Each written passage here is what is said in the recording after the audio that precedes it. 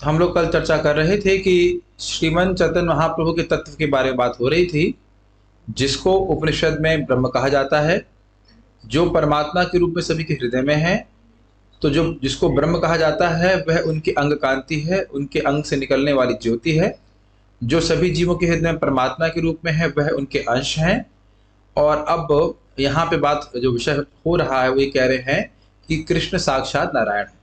और उसके लिए ब्रह्मा जी की जो उक्ति थी 14वें अध्याय 10वें स्कंद, ऑडियो किसका बज रहा है, और उसमें बात आई थी नारायणस्त्वम नहीं सर्वदेहनाम आत्मस्य धीशा खिललोक साक्षी। ये श्लोक की व्याख्या चल रही है। तो उसी में आगे बात आई थी कि क्या आप नारायण नहीं है, और नारायण शब्द के अर्थ लिए गए थे कि जो पुरुष हैं, जो तीन पुरुष हैं, कारणोदकशायी, गर्भोदकशायी और क्षीरोदकशायी, उनके भी पालन करने वाले हैं, इसलिए भी आप नारायण हैं। आगे आज आपके सामने श्लोक है, श्लोक क्रमांक 53 है। और मैं उम्मीद करता हूं कि आप लोगों ने, सभी लोगों ने 1-2-22 पढ़ लिया होगा, जिसमें श्रीमद् चैतन्य महाप्रभु के साक्षात कृष्ण होने के प्रमाण भी बताए गए थे। अभी हम लोग 53 को देख रहे हैं। 53 इसमें मुझे क्यों नहीं दिख रहा? 53, हाँ ठीक है, बोलिए, मेरे पीछे बोलिए। विराट हिरण्य गर्भश्च कारण चेत्य उपाधयः ईशस्य यत्रिभिर्हीनम् तुरीयं ये तत्प्रचक्षते। यहाँ पे एक बात पिछले श्लोक में 52 में आई थी कि ऐसा लगता है कि इन पुरुषों का, यानी कि गर्भोदकशायी विष्णु, क्षीरोदकशायी विष्णु और महाविष्णु का संबंध माया से है, लेकिन वस्तुतः ये तीनों उससे परे हैं। तो इस बात को यहाँ पे वो कह रहे हैं कि विराट के रूप में, आत्मा के रूप में और कारण के रूप में ये पुरुष की उपाधि मात्र हैं और वह इन उपाधियों से परे हैं। ये सिद्ध स्वामी की टीका से ले गया है 11, 15, 16। कहने का मतलब है इनको विराट पुरुष के रूप में बोलते हैं और हिरण्य गर्भ के रूप में बोलते हैं, या फिर कारण के, जगत के कारण के रूप में बोलते हैं। ये उपाधि दी गई, जैसे कि हमको एक उपाधि दी जाती है, उस प्रकार से लोग बोलते हैं भगवान विष्णु को। लेकिन ये सब भौतिक उपाधियां हैं, भगवान का से कोई संबंध नहीं, ये बात कह रहे थे बस। इसको आप अगले श्लोक से समझ सकते हैं। यद्यपि तीनेर माया लैया व्यवहार तथापि तत्स्पर्शे नाही सभे माया पार। तो कह रहे हैं यद्यपि ये तीनों भगवान भौतिक शक्ति से सीधे संबंधित हैं, मतलब भौतिक शक्ति का संचालन करते हैं। क्या इतना याद हुआ आपको? कारण विष्णु यानी कारणोदकशायी विष्णु क्या करते हैं? प्रकृति के तत्वों की सृष्टि करते हैं। गर्भोदकशायी विष्णु क्या करते हैं? ब्रह्मांड में प्रवेश करते हैं। क्षीरोदकशायी विष्णु क्या करते हैं? परमात्मा के रूप में सभी जीवों में प्रवेश करके उनका नियमन करते हैं। तो कोई सोच सकता है कि इनका माया संबंध तो है, तो जरूर प्रभावित होते होंगे। तो कहते हैं नहीं, ये माया के द्वारा कभी भी प्रभावित नहीं होते हैं। ये बात बता रहे हैं। उसके बाद आगे के श्लोक देखते हैं। इस तीनों ही माया के पार है, तुरीयावस्था में स्थित रहते हैं। एतद ईशनम ईशस्य प्रकृतिस्थोऽपि तद्गुणैः न युज्यते सदात्मास्थैर् यथा बुद्धिस्तदाश्रयः। बहुत सुंदर बात है। तो कह रहे हैं एतद ईशनम ईशस्य, ईशस्य भगवान का ये ईशनम, भगवान के ऐश्वर्य को देखो। प्रकृतिस्थोऽपि तद्गुणैः न युज्यते, प्रकृति में स्थित हैं, भौतिक जगत में हैं, लेकिन तद्गुण उस प्रकृति के रजो, तमो और सतो गुण से बिल्कुल भी नहीं जुड़ते हैं, वो उससे बिल्कुल भी प्रभावित नहीं होते। और क्या कहते हैं? सदा आत्मस्थ है, वह अपनी दिव्य प्रकृति में तुरीयावस्था में नित्य ही विद्यमान रहते हैं। आप लोग थोड़ा आगे आ सकते हैं, भक्त लोग इधर आगे आ सकते हैं। मैं खाना खा के आ गया हूँ। मुझे पता है हमारे आश्रम से एक भक्त कम हो रहा है। आप जानते हैं क्यों? क्योंकि मैंने खा जाता हूँ जब भूख लगती है, लेकिन आज मैं खा के आया हूँ। साथ तो आज किसी को नहीं खाऊंगा। आप लोग सोचते हैं जो आगे डर के आ रहे हैं, ऐसा लग रहा है आगे भी आएंगे तो प्रश्न करेंगे। घबराइए मत, आज कोई प्रश्न नहीं किया जाएगा। मुझे पता है नई बातें हैं तो समझ में नहीं आ रहा हो, लेकिन आपको याद होगा कि हम लोग जब दूसरे अध्याय को पढ़ रहे थे तब भी बात आई थी, कई बार आई थी, कि भगवान विष्णु का इस भौतिक प्रकृति से सामीप्य और नियामक का संबंध है। सामीप मतलब समीप हैं उसके, लेकिन उसको स्पर्श नहीं कर रहे। और उदाहरण दिया था चुंबक और लोहे का। अच्छा, अगर समीप हैं और स्पर्श नहीं कर रहे हैं तो फिर नियम में भी नहीं कर रहे होंगे? तो कहते नहीं, नियमित कर रहे हैं। जैसे चुंबक लोहे की कीलों को नियमित कर सकता है कि नहीं? जहां चुंबक जाएगा वहीं कीलें भी जाएंगी, लेकिन चुंबक जरूरी तो नहीं कीलों को स्पर्श करे। तो भगवान विष्णु इस जगत की वस्तुओं को नियमित करते हैं, वही नियमन कर रहे हैं, लेकिन वह इससे प्रभावित नहीं होते। ये उनका दिव्य ऐश्वर्य है। जैसे आश्चर्य होगा ना कि मैं जल में, आप आगे आ जाओ, कि मैं जल में स्पर्श करूं और भीगू नहीं, क्या यह आपको आश्चर्य में नहीं लगेगा? इस जगत में अगर आप कहीं पानी में कूद जाइए और कहें कि पानी में कूदे लेकिन भीगे नहीं, बिल्कुल अंदर डूब गए, तो आपको आश्चर्य नहीं होगा? तो यही बात आश्चर्य की है। और अद्भुत बात यह है कि भगवान अकेले हैं और कभी प्रकृति से प्रभावित नहीं होते, और हम सब लोग मिलकर भी प्रकृति से प्रभावित हैं। ऐसा नहीं है कि 100 करोड़ जीव जो है इकट्ठे हो जाएं और कहें हम प्रकृति से मुक्त हो जाएं, और भगवान अकेले ही सारी प्रकृति को नियमित कर रहे हैं, वो भी सामीप्य संबंध से। और बहुत अच्छी बात वो कह रहे हैं, यथा बुद्धिस तद आश्रय। जिन्होंने अपनी बुद्धि भगवान में स्थित कर ली है, वह भी गुणों से प्रभावित नहीं होते। तो फिर भगवान के तो कहने की बात क्या है? देखिए, ये सब सीखना क्यों जरूरी है। नहीं तो अगर आप रासलीला सुनेंगे, रासलीला सुनना कोई गड़बड़ नहीं है, लेकिन अगर रासलीला को बिना तत्व समझे सुनेंगे तो यही समझेंगे कि एक लड़के और लड़की की लीला है। लीला है मतलब काम व्यापार है, और भगवान के प्रति बहुत बड़ा अपराध कर देंगे। अगर ऐसा बात होती तो श्रीमद् भागवतम में इस बात को क्यों रखा जाता, गोपियों के संग लीला को? आप समझ रहे ना मेरी बात? और इस कारण से लोग भगवान कृष्ण को ठीक से नहीं समझ पाते। मुझे भक्त बता रहे थे कि एक व्यक्ति कहते हैं हम कृष्ण को भगवान मानते, लेकिन उनको थोड़ा चरित्र थोड़ा गड़बड़ हो है। तो तुम भगवान क्यों मानते हो, ये बताओ? एक तरफ कह रहे हो कृष्ण भगवान है और दूसरी तरफ कह रहे हो चरित्र खराब है, ये क्या कहना चाहते हो? समझ रहे इस बात को? तो इसलिए समझना होगा कि भगवान इस जगत में रहते हुए भी प्रकृति के गुणों से प्रभावित नहीं होते। यही तीनों बातों पे, तीनों पुरुषों पे घटित होगा। से तीन जनेर तुम्ही परम आश्रय, तुम्ही मूल नारायण इथे के की संशय। तो ब्रह्मा जी भगवान कृष्ण कह रहे हैं कि देखो ये तीनों पुरुष कितने अद्भुत हैं, प्रकृति में रहते हुए भी गुणों से प्रभावित नहीं होते हैं, तो इनके भी परम आश्रय आप हैं। तो आप ही मूल नारायण है, इसमें क्या संशय है? आप ही मेरे पिता हैं और इसलिए आपको पिता को बेटे का अपराध क्षमा करना चाहिए, आप क्षमा कर दीजिए। यहां पे विषय क्या है थोड़ा समझ लीजिए। आपको याद है कि वस्तु निर्देश में 3 बातें बताई गई थी कि ब्रह्म ज्योति भगवान की अंग कांति है, परमात्मा भगवान के अंश हैं, और षड ऐश्वर्य रूपी, षड ऐश्वर्यों से युक्त जो भगवान है वो और कोई नहीं, वही चैतन्य महाप्रभु भगवान कृष्ण है। तो यहाँ पे इन श्लोकों में यह स्थापित किया जा रहा है कि षड ऐश्वर्य पूर्ण भगवान कौन है? साक्षात कृष्ण है।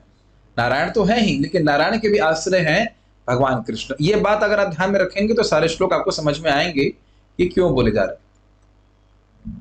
देखिए, जब तक ये समझ में नहीं आएगा श्लोक बोले क्यों जा रहे हैं, शास्त्र संबंध में होता नहीं है। किसी शास्त्र छोड़िए, किसी भी बात से कोई व्यक्ति कुछ बोल रहा है और हमें यही समझ में नहीं आया कि वो बोल क्यों रहे हैं, तो कोई रुचि नहीं आएगी ना। छल बाउंदी कुछ समझ में आया आपको? ये क्यों बोल रहे हैं? छल बाउंदी मतलब होता है वेरी नाइस। अब ये क्या, ये कौन सा संस्कृत बोल दिया छल बाउंदी? जो लोग समझते हो समझ गए ना, छल बाउंदी, चिरपेंडी, तिस्कोंडी। अब कहीं ये कौन सी भाषा बोलने लगे? अभी तक हिंदी समझ में नहीं आ रही थी, प्रभु जी तेलुगु बोलना शुरू करेंगे तो और कठिन हो जाएगा। तो समझ में आएगी बात बोल क्यों रहे हैं, तब शास्त्र पढ़ने में बहुत रुचि होती है। आप महसूस कर रहे होंगे इस बात को। तो ये समझ रहा है कि क्यों बोल रहे हैं, ये स्थापित करने के लिए कि भगवान कृष्ण ही परम भगवान है। अब आगे हम पढ़ते हैं। सेइति निरअंशी पर व्योमा नारायण, ते हो तुमार विलास तुम्ही मूल नारायण। इन तीनों के, तीनों का मतलब कारणोदकशाय विष्णु, गर्भोदकशाय विष्णु और क्षीरोदकशाय विष्णु, इन तीनों के अंशी हैं परव्योम में नारायण। परव्योम मतलब आध्यात्मिक आकाश में नारायण, नारायण के विस्तार के रूप में तीनों हैं। तो वह नारायण भी आपके विलास हैं। और आप जानते हैं विलास का अर्थ क्या है? कि कि वह आकार और भाव में थोड़ा भेद होगा। याद आ रहा है प्रकाश और विलास? कहाँ पढ़ाया था? यही पढ़ाया था। अब देखना, एक आपने शब्द समझ लिया, उसकी डेफिनेशन वो बार बार आएगी तो उसको ग्रहण करने में कठिनाई नहीं होगी। इसलिए आप मूल नारायण हैं, जिनसे सारे नारायण का उद्भव होता है। किनसे होता है? भगवान कृष्ण से। अतएव ब्रह्म वाक्य पर व्योम नारायण तेहो कृष्ण विलास ए तत्व विवरण। क्या बोल रहे हैं इसमें 58 में? अतएव ब्रह्मा के वचनों के अनुसार दिव्य जगत के अधिष्ठाता विग्रह नारायण कृष्ण के विलास विस्तार हैं। अब यह पूरी तरह सिद्ध हो चुका है। भाई ये बताइए, भगवान नारायण भगवान है कि नहीं है? षड ऐश्वर्य पूर्ण है या नहीं है? अब वह जो ने श्लोक भागवत का कोट किया है 14वें अध्याय का, कौन सा श्लोक था? 30वां था, जो भी था। तो उसके अनुसार ब्रह्मा जी की उक्ति के अनुसार ये समझ में आ रहा है कि भगवान कृष्ण ही नारायण के भी स्रोत हैं। और नारायण क्या है? षड ऐश्वर्य पूर्ण भगवान। तो भगवान कृष्ण क्या हुए? षड ऐश्वर्य पूर्ण भगवान, स्वयं भगवान, जिनके परे और कोई तत्व नहीं है। इतना बात समझ में आ रही है ना? आपको श्लोक में लिखा था ना, न पर तत्व इह, भगवान कृष्ण के परे, श्रीमन चैतन्य महाप्रभु के परे कोई तत्व नहीं है। इसको स्थापित कर रहे हैं। एक बात तो यह भी स्थापित कर रहे हैं कि कृष्ण भगवान है, दूसरा यह भी स्थापित कर रहे हैं कि कृष्ण स्वयं भगवान है, उनकी सत्ता और किसी विष्णु तत्व पे आश्रित नहीं होती, ये बात भी स्थापित कर रहे हैं। हिंदी जैसा लग रहा है मैं कुछ बोल रहा हूं? भगवान कृष्ण के परे कोई कुछ नहीं। अब ऐसा मत सोचे कि कुछ लोग ऐसा नहीं सोचते हैं। हम लोग एक ब्रह्मचारी के घर में गए थे, प्रभु जी के घर में हमारे मित्र हैं, तो उनके भाई बोलने लगे, हम कृष्ण को भगवान मानते, और वहां कोई अपराध नहीं करेंगे, कृष्ण भगवान है, लेकिन उनके परे भी कोई कुछ है, और उनके उसके परे भी कोई कुछ है।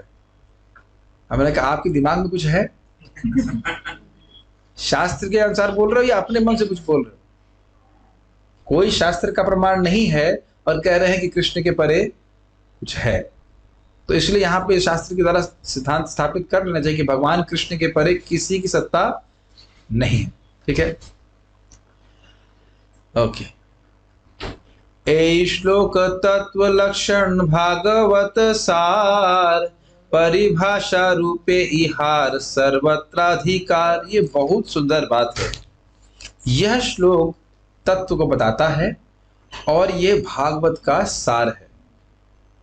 यानी कि जो श्लोक नारायणस्त्वं नहि सर्वदेही नाम, आप ही नारायण हैं, आप ही नारायण आपके अंग हैं इत्यादि, यानी कि भगवान कृष्ण ही सभी नारायण के मूल हैं, ये श्रीमद् भागवतम का सार है। अब यही बात आप 1.3.28 में भी सीखेंगे, जो भी आने वाला है। कृष्णस्तु भगवान स्वयं, इसको परिभाषा सूत्र कहा जा रहा है। परिभाषा रूपे इहार सर्वत्र अधिकार, इसका अर्थ क्या है समझना होगा। श्रीमद् भागवत में जहां कहीं भी ये आपको दिखे श्लोक, किसी श्लोक से, कि कृष्ण विष्णु के विस्तार हैं, तो आपको उस श्लोक को उसी तरह समझना होगा मूल परिभाषा सूत्र के अनुसार कि नहीं, विष्णु कृष्ण के विस्तार है। इसीलिए कह रहे हैं परिभाषा रूपे इहार सर्वत्र अधिकार। यही बात श्री विश्वनाथ चक्रवर्ती ठाकुर जी 1.3.28 में समझाएंगे कि ये एक परिभाषा सूत्र है। इसका अर्थ क्या है जरा समझिए। जैसे एक रूम में अंधकार है और एक स्थान में दीपक है, तो वह पूरे कमरे को आलोकित करता है कि नहीं?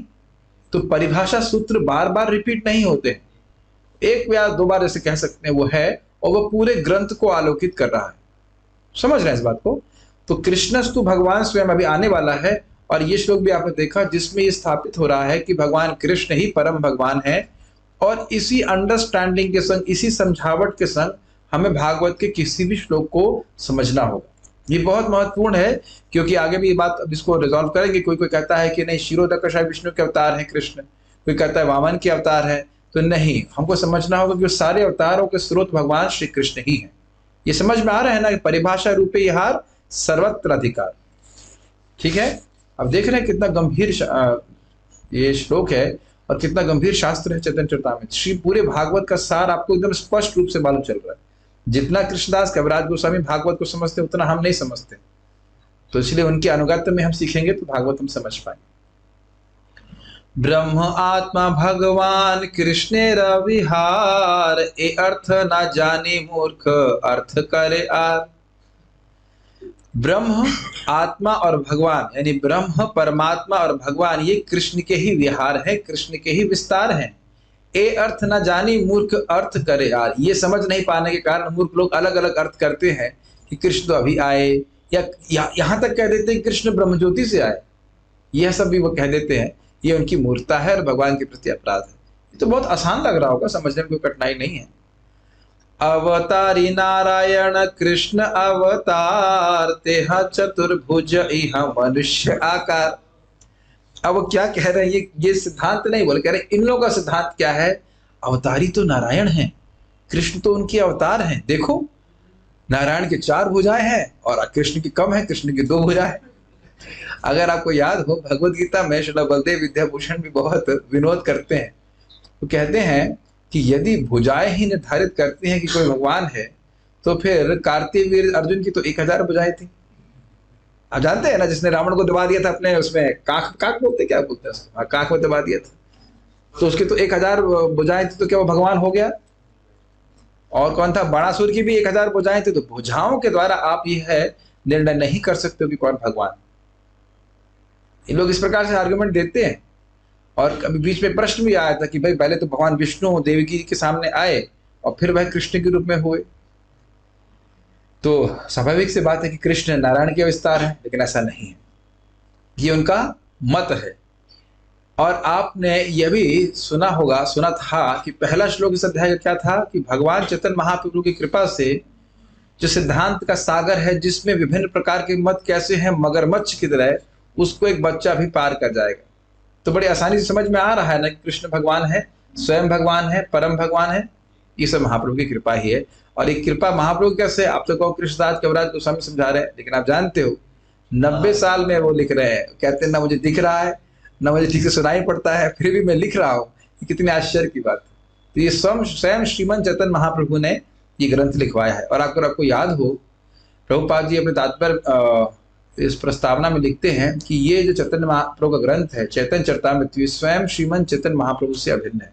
अगर आपको थोड़ा सा भी याद हो, जब पढ़ा रहे थे ये बात बताई गई थी, स्वयं श्रीमन चैतन्य महाप्रभु से अभिन्न है, तो उनका हमें संग प्राप्त हो रहा है। तो ये उनकी कृपा से ही सारी बातें हमको पकी पकाई मिल रही हैं और ठीक प्रकार से। ए मत नाना रूप करे पूर्व पक्ष, ताहार निर्जिते भागवत पद्य दक्ष। तो इस प्रकार से विभिन्न प्रकार के मत पूर्व पक्षी मतलब ओपोनेंट्स यानी कि विरोधी पक्ष वाले लोग बोलते हैं, और उनको जीतने के लिए भागवत का एक भागवत पद्य दक्ष, भागवत का एक श्लोक बड़ा दक्ष है, वो श्लोक आपके सामने है। इस श्लोक को जानते हो आप लोग। वदन्ति तत्त्वविदस्तत्त्वं यज्ञानमद्वयं ब्रह्मेति परमात्मेति भगवान इति शब्दते। जो तत्ववादी हैं, तत्ववादी नहीं, जो तत्वविद हैं, जो तत्व को जानने वाले हैं, वो जानते हैं कि वो अद्वय ज्ञान है, यानी कि ब्रह्म परमात्मा भगवान ये अलग अलग वस्तु नहीं है, ये भगवान के ही विस्तार। तो एक ही श्लोक में उसको खंडित कर दिया गया। सुनो भाई ए श्लोक करह विचार, एक मुख्य तत्व तीन तहार प्रचार। सुनो भाई, अरे सुनो भाई, कितना विनोद में बोल रहे, कितना सुंदर शैली है। सुनो भाई, ए श्लोक करह विचार, इस श्लोक पे विचार करो। एक मुख्य तत्व तीन तहार प्रचार, एक मुख्य तत्व है, कौन सा तत्व है? भगवान। और तीन तहार प्रचार, वह बाकी तीन जो है उनके विस्तार है। अद्वय ज्ञान तत्व वस्तु कृष्णे रसरूप, ब्रह्म आत्मा भगवान तीन ताहा रूप। तो भगवान कृष्ण अद्वय ज्ञान तत्व है। इसको हमने समझाया था, ज्ञाता ज्ञेय और ज्ञान का भेद नहीं होता, भगवान ही ज्ञाता है, भगवान ही ज्ञेय है और भगवान ही ज्ञान है, परम ज्ञान है। तो वो वस्तु है और इनसे ये तीनों वस्तुएं अभिन्न है। ब्रह्म क्या है? अंग कांति। आत्मा मतलब परमात्मा कौन है? के अंश हैं, स्वांश हैं, भिन्नांश नहीं। और भगवान तो आप जानते ही नारायण के भी विस्तार है, ठीक है, तो बड़ा स्पष्ट समझ में आ रहा है, 3 रूप में है भगवान। ए श्लोकेर अर्थ है तुम्हें हैला निर्वचन आर एक सुनो भागवतेर वचन।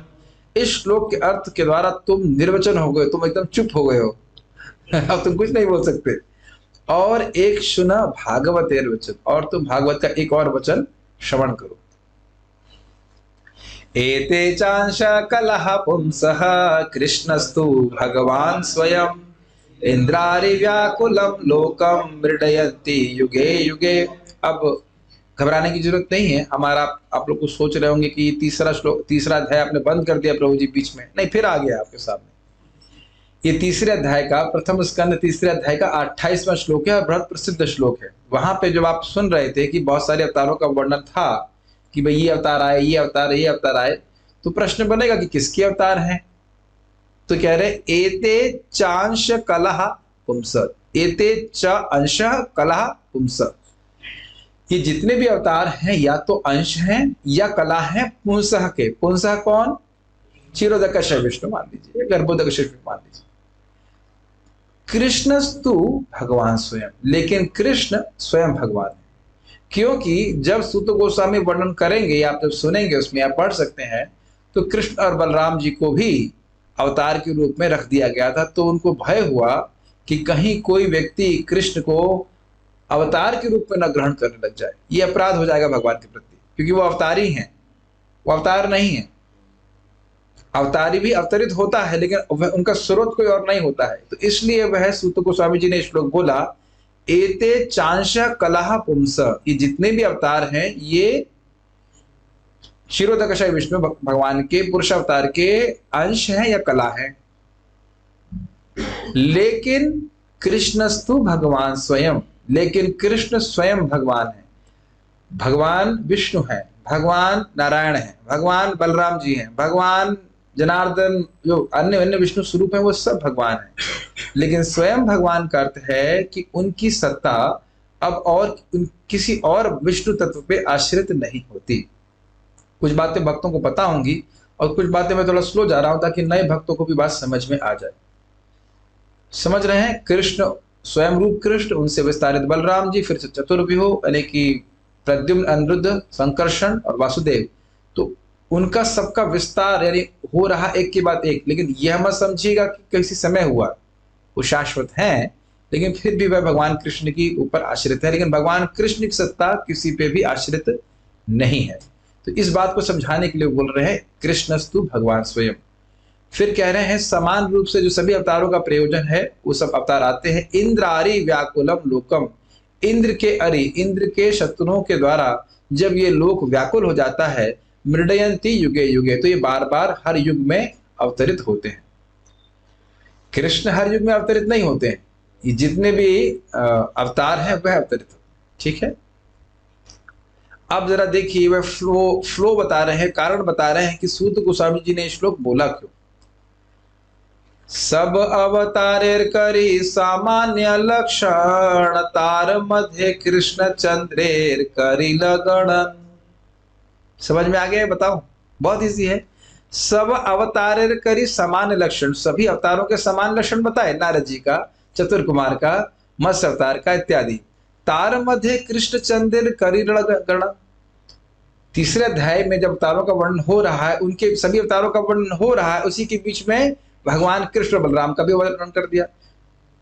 याद आ रहा है? विष्णुषु एक शब्द आया था, वाला श्लोक था, उसमें बताया गया था कि भाई कृष्ण का भी अवतार का वर्णन हो गया। नहीं समझ पा रहे हैं? पारायण कर रहे तो समझ में आ रहा था ना कि सारे अवतारों का वर्णन हो रहा है, उसमें कृष्ण बलराम जी का भी वर्णन हो गया। तबे सुत गोसाई मने पाई, तबे सुत गोसाई मने पाय बड़ भय, यारा ये लक्षण ताहा करिले निश्चय। तब सूत गोसाई ने अपने मन में बड़ा भय पाया।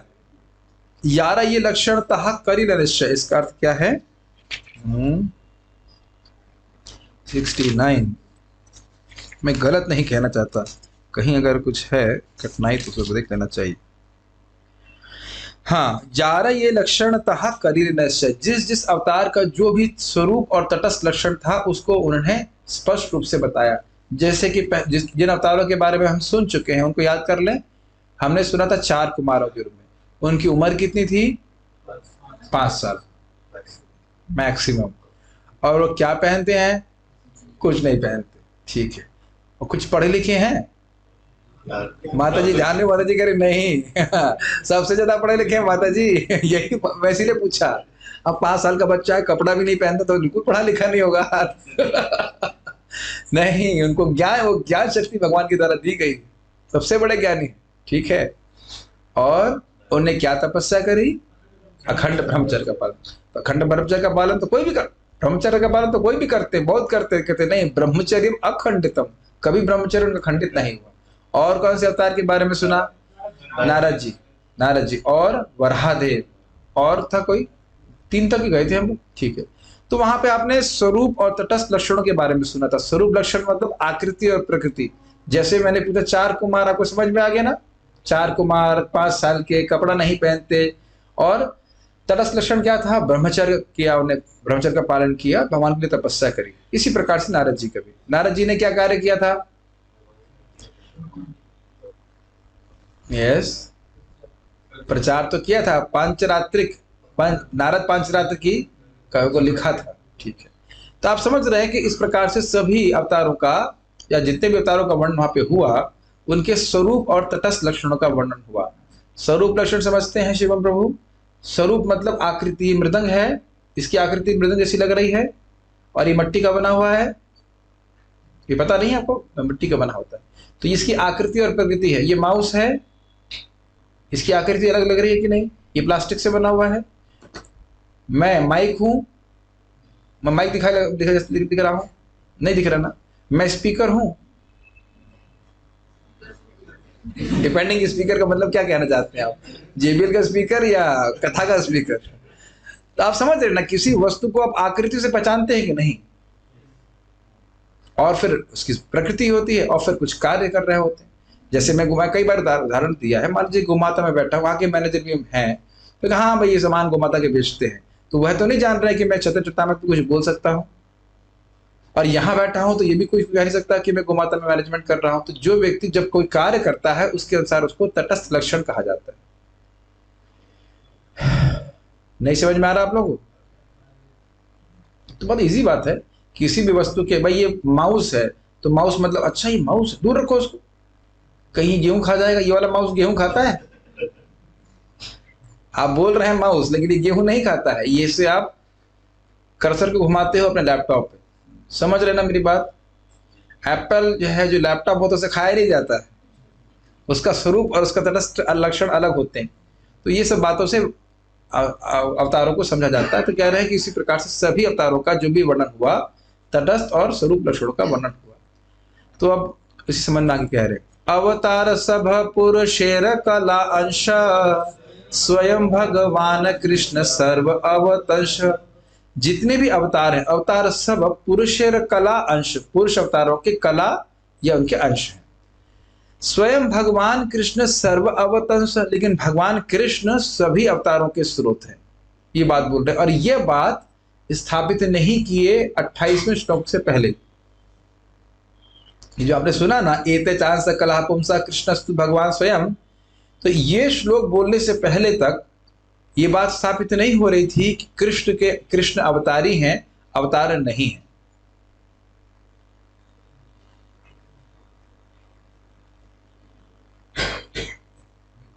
नहीं समझ आ रहा? नहीं समझ में आ रहा कि क्यों बोल रहे हैं? अब देखिए, आदत ही बन गई है कि भाई कुछ कहानी सुनाई जाए, कुछ किस्सा सुनाया जाए, उसके बाद खत्म कर दिया जाए। तो उसमें हम क्या कर सकते हैं? अगर थोड़ा सा भी पढ़ते हैं भागवतम, तो कुछ भी कठिनाई नहीं होगी समझ। नहीं समझ में आ रहा तो मैं क्या बताऊं? क्या समझ में नहीं आ रहा, जरा बता सकते? ये भी समझ में नहीं आ रहा है कि कुछ समझ में नहीं आ रहा है कि क्या समझ में नहीं आ रहा है? जो भाई भागवत थोड़ा पढ़ते हैं, तो मैं एक देखिए, क्लास का बहुत प्रयोजन होते हैं। भले आज आपको नहीं समझ में आ रहा है, अगर 4-5 साल आप जब करते रहे और भागवतम पढ़ते रहेंगे, तो ये बात बिल्कुल समझ में आ जाएगी।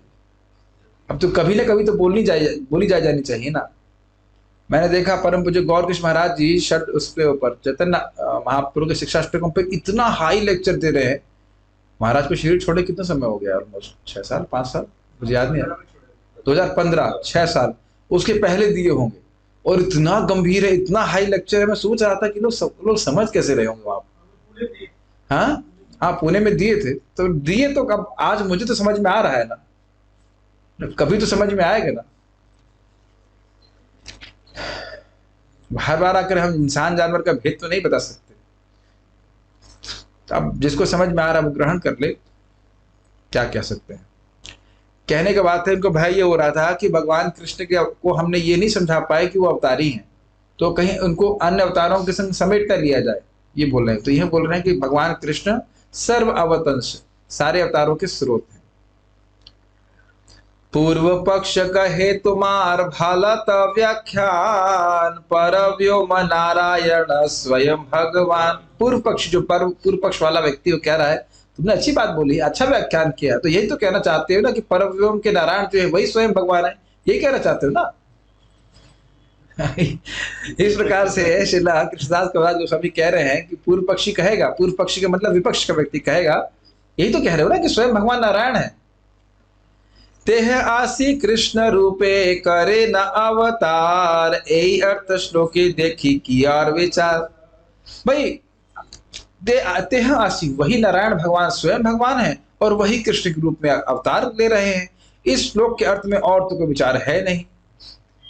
ये कौन बोल रहा है? पूर्व पक्षी। जो विपक्षी है वो इस प्रकार से बोल रहा है।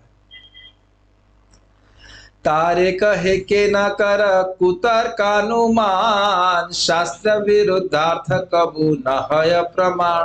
तारे कहे, मैं कह रहा हूं, आप ये कुतर्क अनुमान क्यों कर रहे हैं? के ना करो, क्यों कर रहे हैं? के ना मीन्स क्यों कर रहे हैं इस प्रकार का कुतर्क?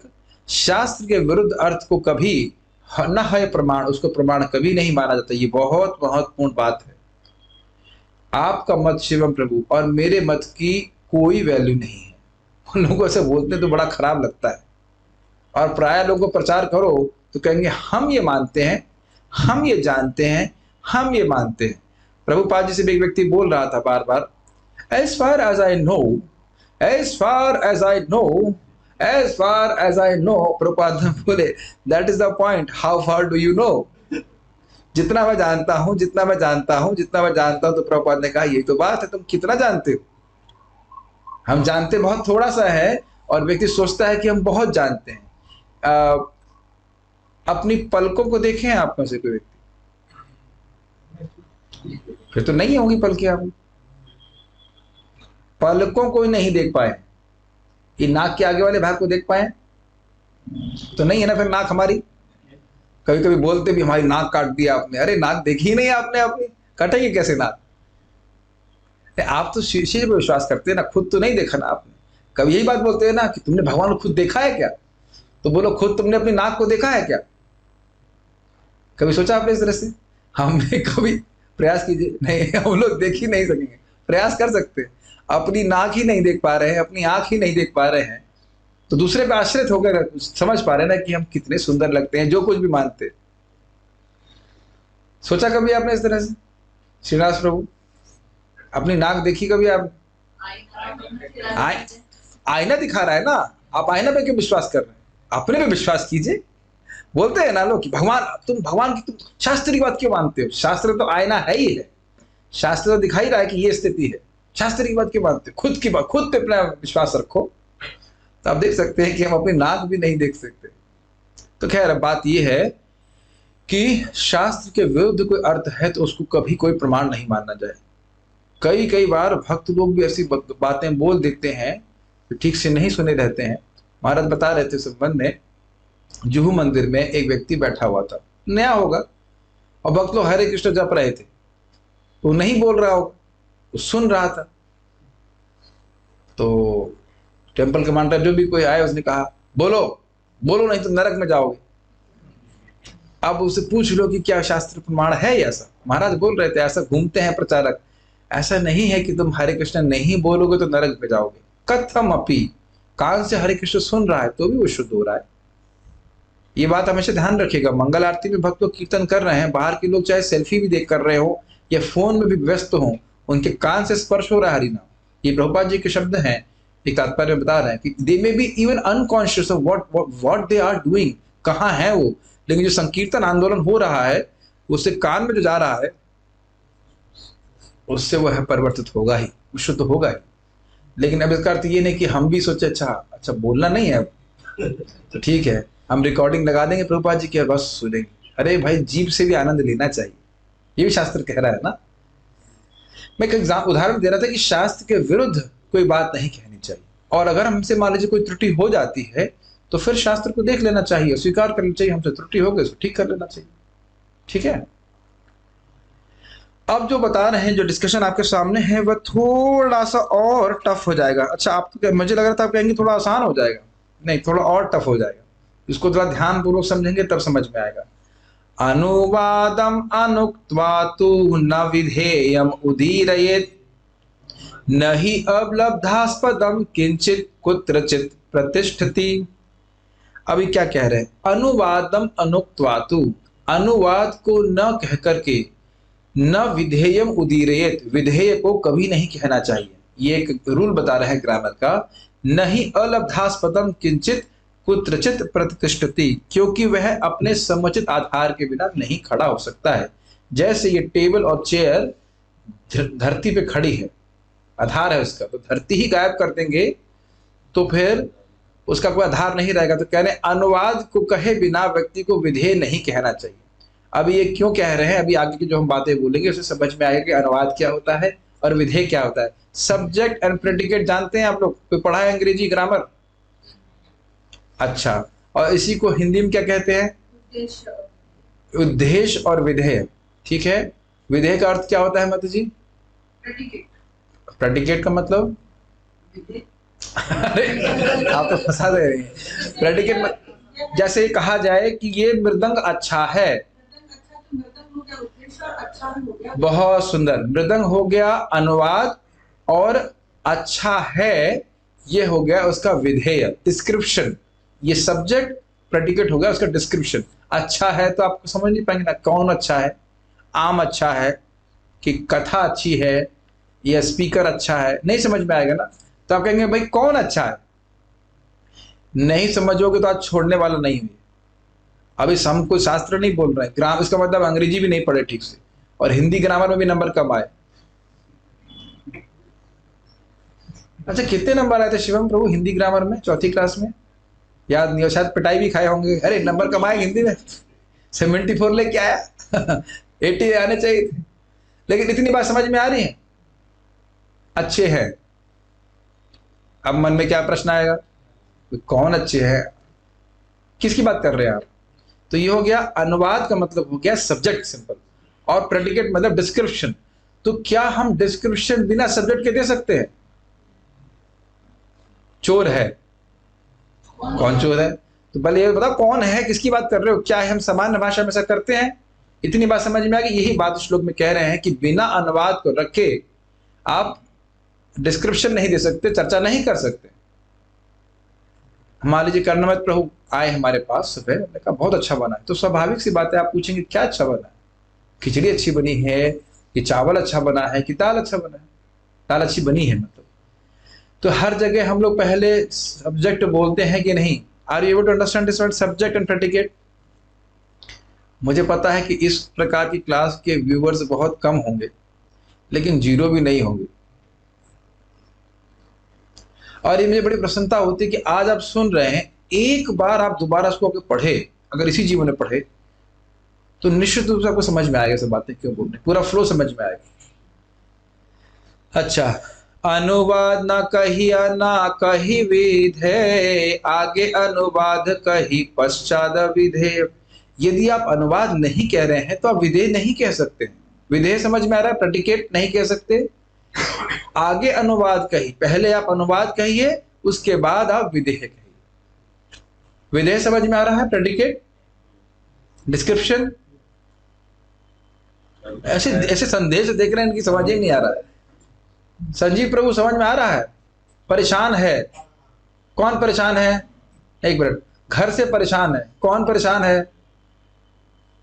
तो आप बताएंगे घर से कौन परेशान है? संजीव प्रभु।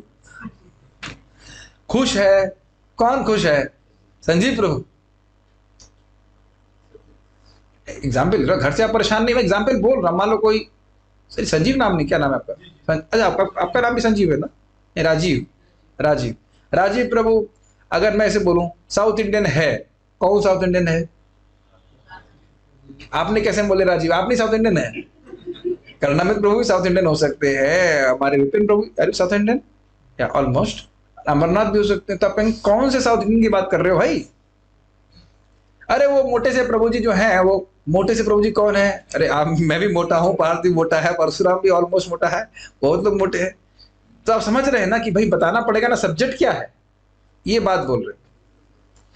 विधेय कहिए तार ये वस्तु अज्ञात, अनुवाद कही तारे ये है ज्ञात। 76, किसी वाक्य का विधेय वह है जो पाठक को ज्ञात होता है, लेकिन जबकि उद्देश्य यानी कर्ता वह है जो उसे ज्ञात रहता है। शुभ कृष्णदास फॉर एग्जाम्पल, ये आपको समझ में आ गया? ये हैं, वो क्या है? शौचालय के मैनेजर है, ये बात नहीं पता होती। समझ में आई? मैं अगर कहूं राजीव, तो राजीव तो समझ में आ रहा है। अब राजीव प्रभु के आगे क्या बात बोलेंगे आप? गौशाला में सेवा करते हैं, गौ माता में सेवा करते हैं, तो गो माता में सेवा करते हैं, ये बात अज्ञात है, और राजीव प्रभु ज्ञात है। नहीं समझ में आ रहा है? शिवम, ये बात समझ में आई? आप हो गए सब्जेक्ट। अब मैं पूछूं ये क्या करते हैं, आप कहाँ काम करते हैं? मैं आपसे बात कर रहा था ना सुबह, आप कितने बजे से कितने बजे तक काम करते हैं, तो ये सब बातें अज्ञात है कि नहीं? तो उसको विधेय कहते हैं। हे भगवान, ये ग्रामर की क्लास भी शुरू हो गई यहाँ पे। लेकिन शास्त्र को ऐसे समझना होगा, कोई कठिनाई नहीं। अब तो मैं समझता हूँ सबको समझ में आ रहा होगा, ठीक है? उदाहरण दे रहे हैं। उदाहरण क्या है? यछे कही ए विप्र परम पंडित, विप्र अनुवाद इहार विधेय पांडित्य। जैसे कहे ए विप्र परम पंडित, ये विप्र, ये ब्राह्मण परम पंडित है, तो ये ब्राह्मण, तो ये तो ज्ञात हो गया आपको, ये हो गया उसका अनुवाद सब्जेक्ट, और ये परम पंडित है, उसका पांडित्य, उसका विधेय हो गया। अब तो बहुत आसान होगा। अब तो इतना नहीं पढ़े तो उसका मतलब यानी कि 10वीं में पास नहीं हुए हो, और पास हुए तो फिर क्या क्या चीटिंग करके पास हुए। कोई 8वीं तक तो सब लोग पढ़े हैं ना, 8वीं तक तो पढ़े हो ना, तो इस सब्जेक्ट और प्रेडिकेट तो समझ में आ रहा होगा, ठीक है? विप्रत्व विख्यात तार पांडित्य अज्ञात, अतएव विप्र आगे पांडित्य पश्चात। बड़ा स्पष्ट है, उनका विप्रत्व होना, उनका ब्राह्मण होना ही जान रहे हो, लेकिन उनका पांडित्य अज्ञात। भाई पंडित है कि नहीं ये नहीं पता, ब्राह्मण तो है लेकिन पंडित है नहीं पता है, इसलिए विप्र पहले बोलना पड़ा और उसके बाद पांडित्य को बोलना पड़ा, ठीक है? यानी कि प्रेडिकेट जो है वह सब्जेक्ट के बाद आएगा, ये बात कह रहे। तैछे इह अवतार सब हैला ज्ञात, कार अवतार ए वस्तु अविज्ञात। इसी प्रकार से तैछे इह अवतार, तैछे इसी प्रकार से इह अवतार, ये सब अवतार, ये सब ज्ञात था कि अवतार हुए हैं, ये अवतार हुए, वो अवतार हुए, वह अवतार, ये बात ज्ञात थी। यानी कि ज्ञात है अर्थात ये अनुवाद हो गया। एते चांस कलापम समय, एते, एते शब्द हो गया अनुवाद। कार अवतार, किसके अवतार है, ये बात नहीं समझ में आ रही थी, तो किसके अवतार वाला जो भाग हो गया, एते चांस कला पुंसः। एते, एते मतलब ये सारे अवतार हो गए ज्ञात वस्तु। ये सारे अवतार, नारद जी, ब्रह्मा, नारद जी, चार कुमार इत्यादि जो कुछ भी हैं, ये हो गए सारे एक समूह को ले लीजिए, तो एते शब्द से हो गया ये सारे अवतार, ये हो गए अनुवाद सब्जेक्ट। लेकिन किसके अवतार हैं ये बात समझ में नहीं आई, तो ये हो गया विधेय। कृष्णस्तु भगवान स्वयं नहीं।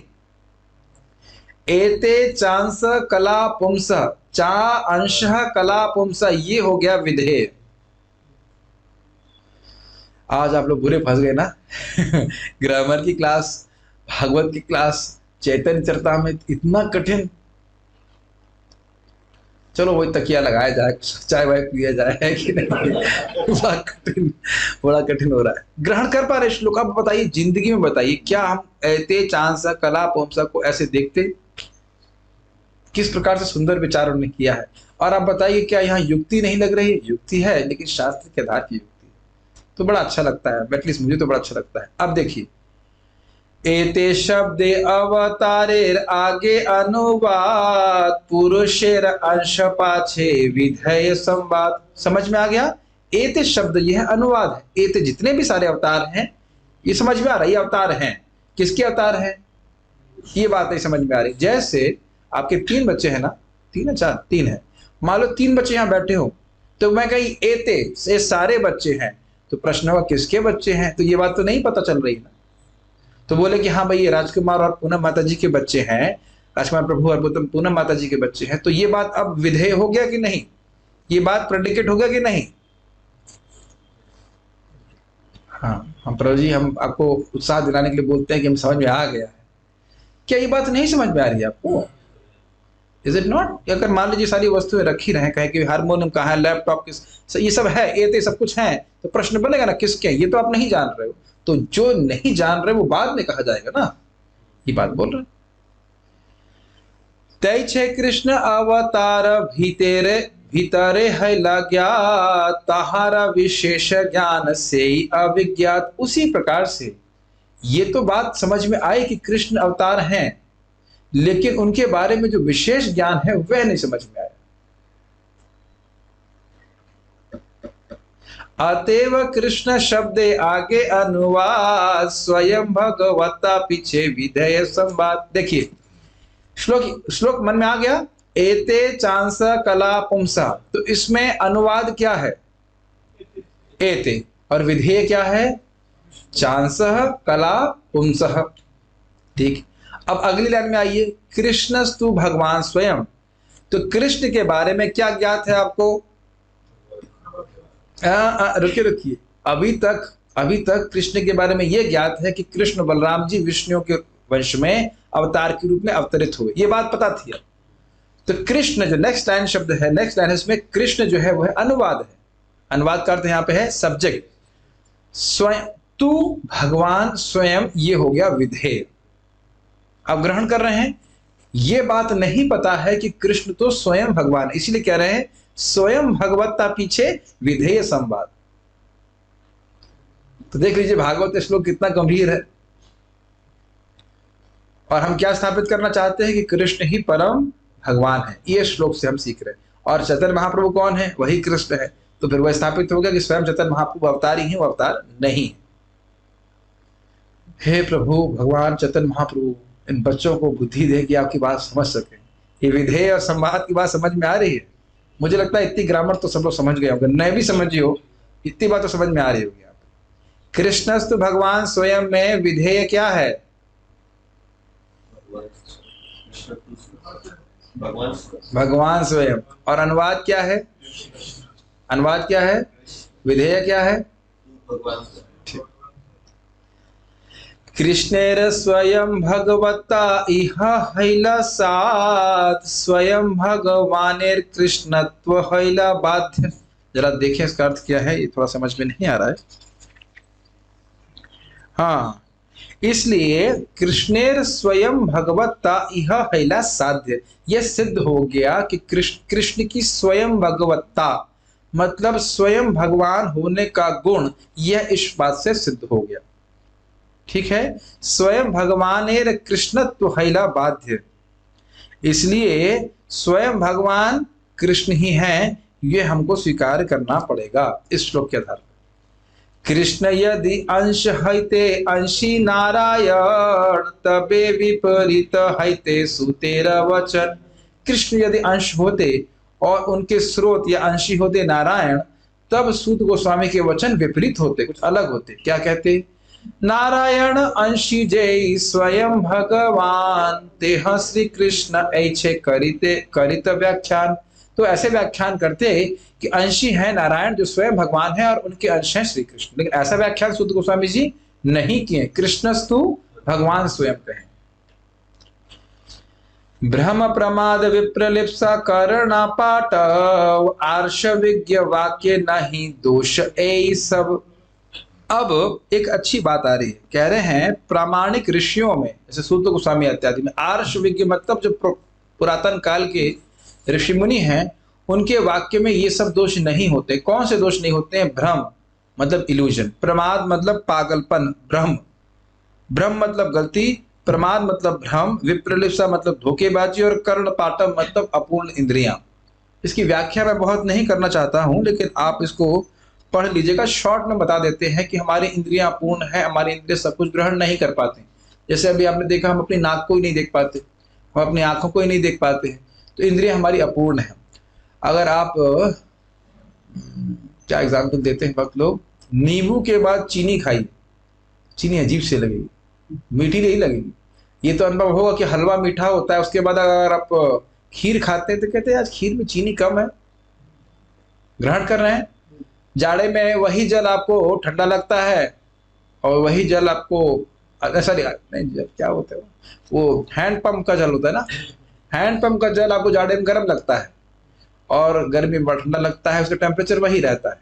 तो हमारी स्किन जो त्वचा है वह भी अपूर्ण है। ऐसे बहुत सारे उदाहरण है। बाहर से कोई आवाज जा रही है, आपको लगा रही किसकी आवाज आ रही है, लेकिन हम भ्रमित हो जाते हैं। तो हमारी इंद्रियां अपूर्ण है, इस कारण से हम भ्रमित हो जाते हैं प्रमादवश, और जब गलतियां करते हैं तो फिर उसको छुपाने के लिए धोखेबाजी करते हैं।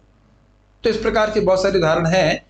इस प्रकार से हमारी इंद्रियों के द्वारा हम पूर्ण ज्ञान प्राप्त नहीं कर सकते हैं। लेकिन सूत गोस्वामी जी मुक्त पुरुष हैं, तो उनमें, उनके वाक्यों में कोई दोष ऐसा नहीं होता है। उनको अपनी भागवतम को रिविजन करने की जरूरत नहीं है, समझ रहे हैं। तो एक एक शब्द श्रीमद् भागवतम का पूर्ण है। तो मैं इसलिए इस बात पे कहना चाहता हूं कि कोई कहेगा अरे चैतन्य चरितामृत यह तो नया ग्रंथ है, ये आर्ष ग्रंथ नहीं है। लेकिन समझना हो कि जो ग्रंथ आर्ष ग्रंथों पे आधारित होते हैं वह भी इन सब बातों से युक्त नहीं होते। भ्रम, प्रमाद, विप्रलिप्सा, कर्णापाटव, ये सब उसमें नहीं होता है, और उसका हर वचन बिल्कुल सही होता है।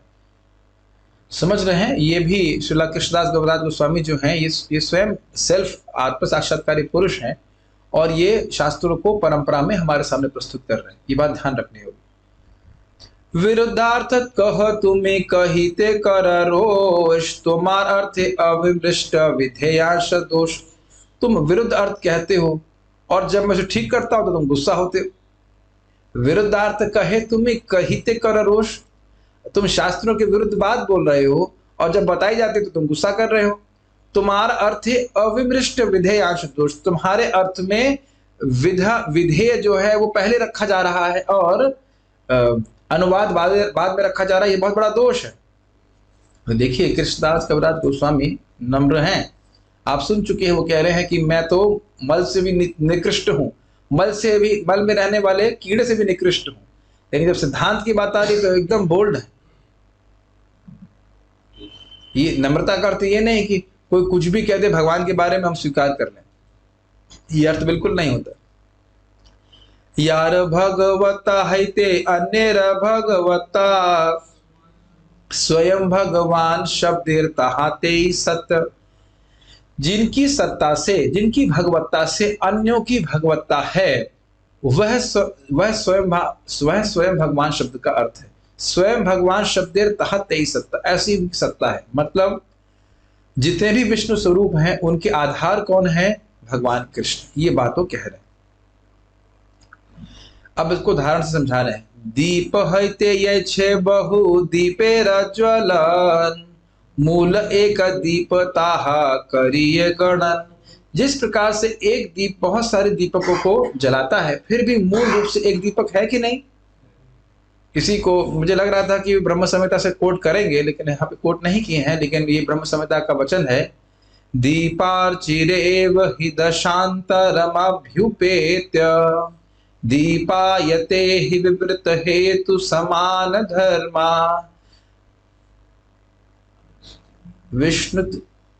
विष्णु चतया विभाति गोविंदमादि पुरुषम तमहं भजामि। यस्तादृगेव च विष्णुतया विभाति गोविंदमादि पुरुषम तमहं भजामि।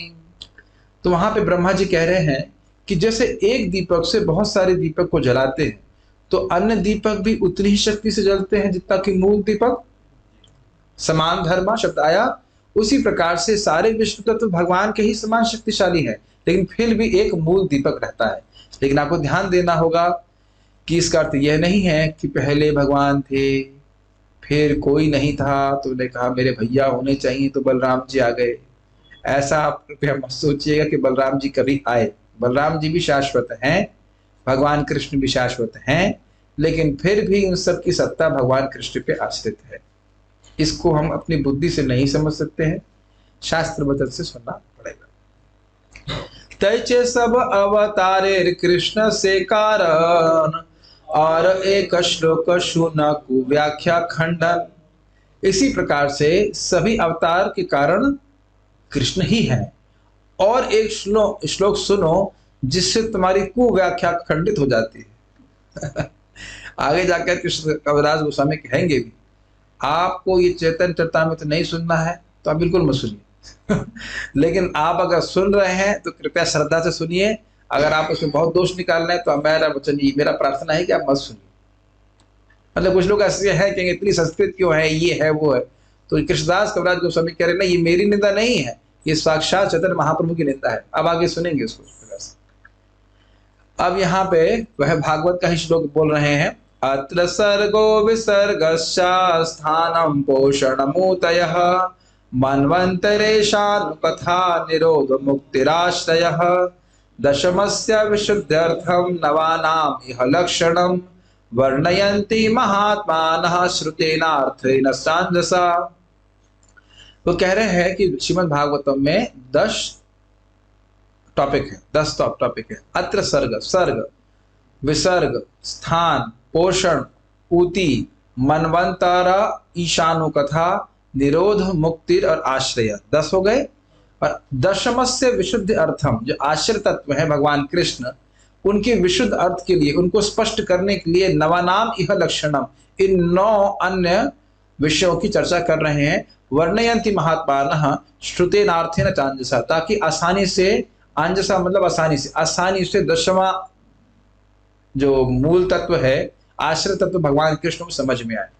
इसीलिए श्रीला व्यासदेव जी ने प्रथम 9 स्कंदों में इन तत्वों का वर्णन किया है। लेकिन इसका अर्थ यह नहीं है कि आश्रय तत्व का वर्णन 9वें स्कंद में नहीं हुआ है, वहां पे भी हुआ है, लेकिन मुख्य रूप से आश्रय तत्व का वर्णन 10वें स्कंद में हुआ। अगर आपको स्मरण हो तो मैं जब भागवतम शुरू कर रहा था तो ये सब बातें हमने बताई गई थी। तो यही बोल रहे हैं कि यह श्लोक दिखा रहा है कि भगवान कृष्ण सभी विष्णु तत्वों के आश्रय हैं, और अन्यों की कथा इसलिए बताई जा रही है ताकि भगवान की बात, भगवान कृष्ण के संबंध में जो बात है वह ठीक से समझ में आए। ये श्लोक का अर्थ है।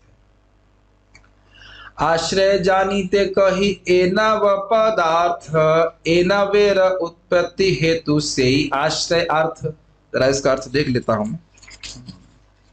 प्रभुपाद जी इसमें पूरा बताए हैं कि सर्ग, विसर्ग, स्थान, पोषण का अर्थ क्या है। उसको आप लोगों को पढ़ते हुए देख लेना चाहिए, पढ़ना चाहिए। ठीक है, तो कह रहे हैं कि आश्रय जानीते कही ए नव पदार्थ, ये जो 9 पदार्थ हैं, सर्ग, विसर्ग इत्यादि, उन सब के जो आश्रय हैं, आश्रय जानीते कही ए नव पदार्थ, इन 9 पदार्थों के आश्रय जो हैं, हाँ, उनको स्पष्ट करने के लिए मैंने व्याख्यान किया है। माने कि जो इन 9 वस्तुओं के, सर्ग, विसर्ग, स्थान, पोषण इत्यादि के आश्रय हैं, उनको समझाने के लिए मैंने 9 तत्वों का वर्णन किया है भागवत में। ए नवेर उत्पत्ति हेतु से आश्रय अर्थ, यानी कि जो इन 9 वस्तुओं की उत्पत्ति के कारण है। सर्ग के, सर्ग मतलब जगत की सृष्टि, विसर्ग मतलब ब्रह्मा जी के द्वारा सृष्टि इत्यादि जो सब कुछ में है, उसके जो आश्रय हैं, जिसके उत्पत्ति के कारण है, वो आश्रय है। वो कौन है? भगवान श्री कृष्ण। कृष्ण एक सर्वाश्रय, कृष्ण सर्वधाम, कृष्णेर शरीरे सर्व विश्वेर विश्राम। कृष्ण सभी के आश्रय है, कृष्ण सभी के आश्रय है। कृष्ण सर्वधाम, कृष्ण सभी के आश्रय एवं धाम है। या धाम मतलब जहां व्यक्ति स्थान प्राप्त करता है। सारे ब्रह्मांड कृष्ण के शरीर पर ही आश्रित है। अब कहेंगे कृष्ण के शरीर पर आश्रित है, हमने तो सुना कि महाविष्णु पर आश्रित है, तो महाविष्णु भी कृष्ण के ही अंश है। ठीक है। दशमे दशमम लक्ष्यम आश्रिताश्रय विग्रहम श्री कृष्णाख्यम परम धाम जगत धाम नमामि तत्। ये श्रीधर स्वामी की टीका से है। प्रथम अध्याय के प्रथम श्लोक के में ही बताया गया है कि श्रीमद् भागवतम का 10वां स्कंद 10वें लक्ष्य पूर्ण पुरुषोत्तम भगवान को प्रकट करता है, जो समस्त शरणागत जीवों के आश्रय हैं। वे श्री कृष्ण कहलाते हैं और वे सारे ब्रह्मांडों के परम स्रोत या उद्गम हैं। मैं उन्हें नमस्कार करता हूं। तो कहने का अर्थ यह है कि श्री कृष्ण ही आश्रय तत्व हैं, उनके ऊपर सारे विष्णु तत्व भी आश्रित रहते हैं। ये बात वो कह रहे हैं, इस प्रकार से वह बता रहे हैं। थक गए आप लोग? ठीक है, आज हम सोच रहे हैं इसको पूरा करके ही कर देते हैं, तो फिर अगले से तीसरा अध्याय शुरू करेंगे। कृष्णेर स्वरूप और शक्ति त्रय ज्ञान जा रहा नहीं कृष्णित अज्ञान। कृष्ण के स्वरूप और उनकी 3 शक्तियों के बारे में जिसको ज्ञान होता है, जिसके पास होता है, उसको कृष्ण के संबंध में कोई अज्ञान नहीं रह जाता। ये समझना बहुत जरूरी है। वैसे तो देखिए हर एक की रुचि हो सकती है, अपनी रुचि के अनुसार कार्य करे, तो वक्त बोल लेते हमें ये प्रवचन वगैरह सुनने में इतना भी नहीं है हमारा मन, हमारा कीर्तन से हम कनेक्ट कर पाते हैं, ठीक है करिए, कोई दिक्कत नहीं है। लेकिन जब हम संबंध ज्ञान समझते हैं तो हम समझ पाते हैं कि हम किसका भजन कर रहे हैं, हम क्यों कर रहे हैं, इत्यादि इत्यादि। जैसे कल हमने छोटी सी बात करी थी कि ब्रह्म उनकी अंग कांति, तो भगवान कितने महान हैं। तो 3 घरों में कम से कम व्यवस्था हो गई कि जो हमारे बर्तन है घर के, वह भगवान के किचन में नहीं जाएंगे। एक में शायद सरकार ने भी रेजोल्यूशन पास नहीं किया है, एक में पास हो गया है और एक में युद्ध चल रहा है। उनके घर से फोन आया कि हमारी बच्ची झगड़ा कर रही है कि खाना यहाँ, हमारे जो बर्तन है वो किचन में क्यों जा रहे हैं, ऐसा वैसा। लेकिन वो बच्ची जो झगड़ा कर रही है वो झगड़ा शास्त्र के आधार पे। लोग सोच रहे पागल हो गई है या छुआछूत मान रही है। छुआछूत नहीं है, ये कृष्ण कॉन्शियसनेस है, समझ रहे हैं। तो आप थोड़ा शास्त्र सुनते हैं तो जब अपराध कर रहे थे चलता है, ठाकुर जी तो खाते ही है, क्या है। तो उस भावना से बाहर निकलेंगे ना जब श्रवण करेंगे। अपराध तो है, ऐसा अपराध वो नहीं होता जो हम मानते हैं, अपराध वो है जो भगवान मानते हैं। ऐसा नहीं, हम तो सब सबरी तो है, हम लोगों को कोई दिक्कत नहीं। तो सबरी हो गए हैं सब, इसी प्रकार से तो नहीं हो गए ना। तो ये बहुत महत्वपूर्ण है कि व्यक्ति शास्त्र के अनुसार सुने कि हम किसकी सेवा कर रहे हैं। We have to be a little respectful also. Act is very respectful, not only little respectful. खैर जो भी है, भगवान के बारे में हम समझते हैं, उनकी शक्तियों के बारे में समझते हैं, तो हमारा कोई ज्ञान भगवान के बारे में नहीं रहता। कृष्णेर स्वरूपेर होय षड्विध विलास प्राभव वैभव रूपे द्विविध प्रकाश। कृष्ण के स्वरूप के 6 प्रकार के विलास होते हैं। एक होता है प्राभव और एक वैभव, ये 2। अंश शक्त्यावेश रूपे द्विविध अवतार बाल्य पौगंड धर्म द्वित प्रकार। अब कह रहे प्रभु जी तो बड़ा आप, पहले विलास था, प्रकाश था, अब प्राभव आ गया और वैभव आ गया। हमारा तो बहुत पराभव हो गया, हम तो परेशान हो गए, इतने तत्व। तो आप ऐसे व्यक्ति की पूजा कर ही नहीं रहे जो आसानी समझ में आ जाते हैं। अब भक्त लोग कह रहे हैं चार्ट बनाओ, ये बनाओ। ईमानदारी की बात है, कहीं कहीं मुझे भी कुछ संदेह है, इसीलिए मैं कुछ चार्ट नहीं बना रहा हूँ कि चार्ट बना के कुछ गलत नहीं समझा दूँ। मुझे भी कुछ थोड़ा दिक्कत हो रही कहीं कहीं, और फिर मैं आप में सोचे कि मुझे ही दिक्कत हो रही है। अनंत कृष्ण को बता रहे थे कि इसमें दिक्कत होती ही है, संदेह है ही, कौन किधर से विस्तारित हो रहा है कुछ क्लियर समझ में नहीं आता। मोटा मोटा हम समझ लेते हैं। प्राभव और वैभव रूप में प्रभुपाद जी यहाँ पे प्राभव वैभव को बता रहे हैं, क्या जरा देखिए। प्राभव तथा प्राभव रूप श्री कृष्ण के ही सदृश पूर्णतः शक्तिशाली होते हैं, किंतु वैभव रूप आंशिक तौर पर शक्तिशाली होते हैं। तो इस प्रकार से बोल रहे हैं और आगे बता रहे हैं कि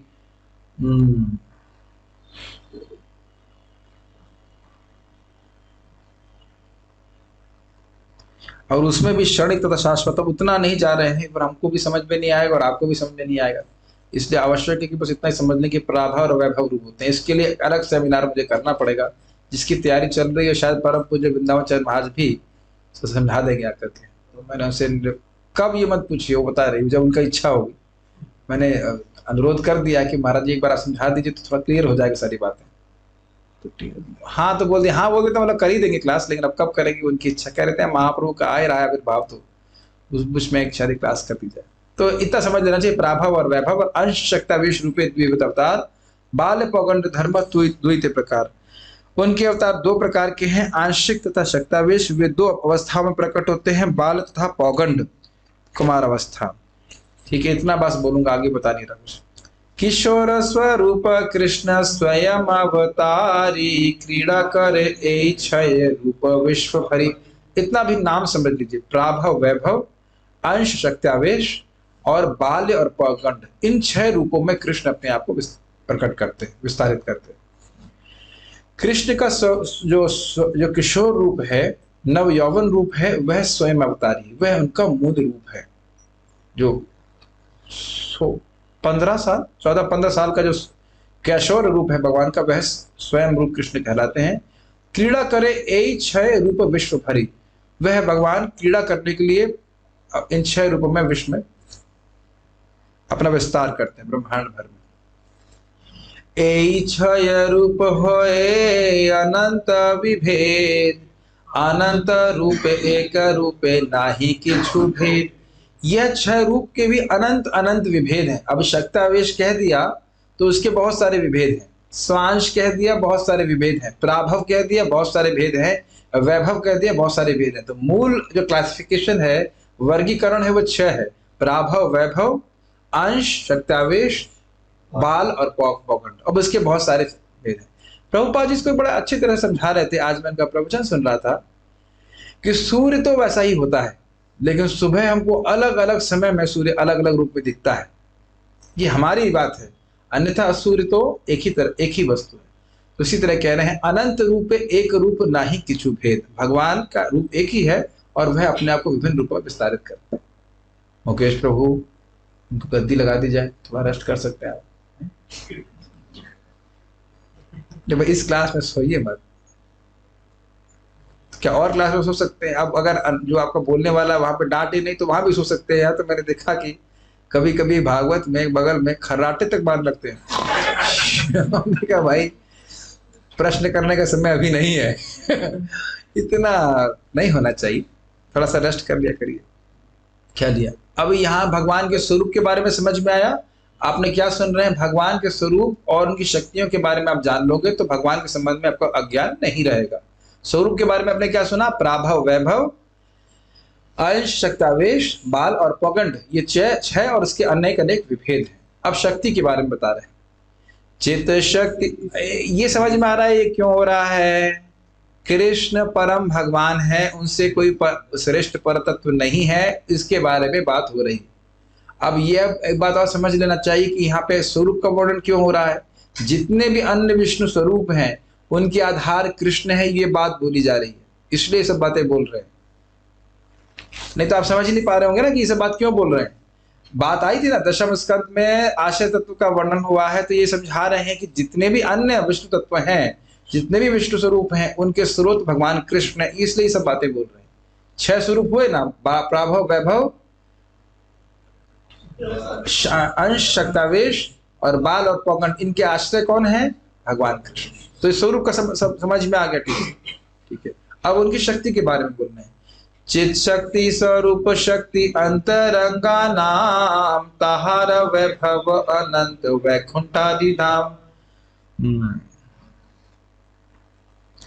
ओके, वो कह रहे हैं चित शक्ति, जिसको भगवान की स्वरूप शक्ति या अंतरंगा शक्ति कहते हैं, उनका वैभव, उनका विलास जो है वो अनंत वैकुंठ आदि धाम है। इसका मतलब वैकुंठ है या शिवम को डाउट है? हमारा घर तो वैकुंठ नहीं है ना।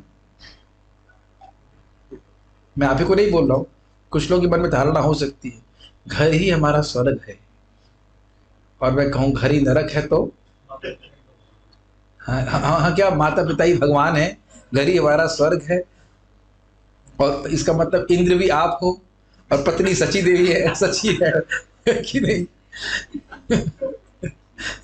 यही अर्थ हुआ और तो कोई अर्थ नहीं हुआ। जो भी कह रही है, मैं कटाक्ष नहीं करना चाहता, मैं चाह रहा हूं कि एज फार एज पॉसिबल कटाक्ष नहीं करूं, लेकिन आदत है तो आ जाती है सामने।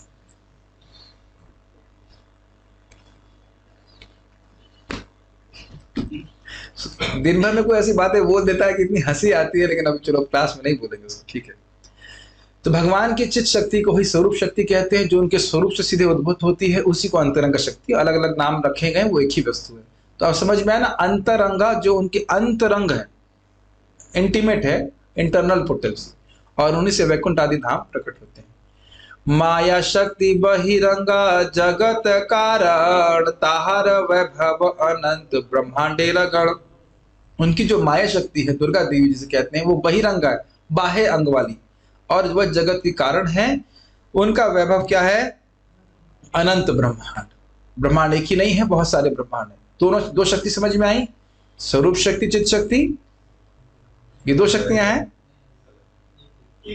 हाँ, जानबूझ के मैंने ऐसे बोला, चित्त शक्ति, स्वरूप शक्ति और अंतरंग शक्ति, भगवान की तीन शक्तियां होंगी, है ना? नहीं, ये एक ही शक्ति, दो भी नहीं, ये एक ही शक्ति के नाम है। चित्त शक्ति, स्वरूप शक्ति और अंतरंगा शक्ति, ये सब एक ही शक्ति का नाम है, ये भगवान के। हाँ, ये इससे वैकुंठ आदि प्रकट होते हैं। और यहाँ पे दो शक्तियों का नाम है, माया शक्ति और बहिरंगा शक्ति, है ना? नहीं, ये एक ही है, माया शक्ति और बहिरंगा शक्ति एक ही है। उनका एक और नाम क्या है?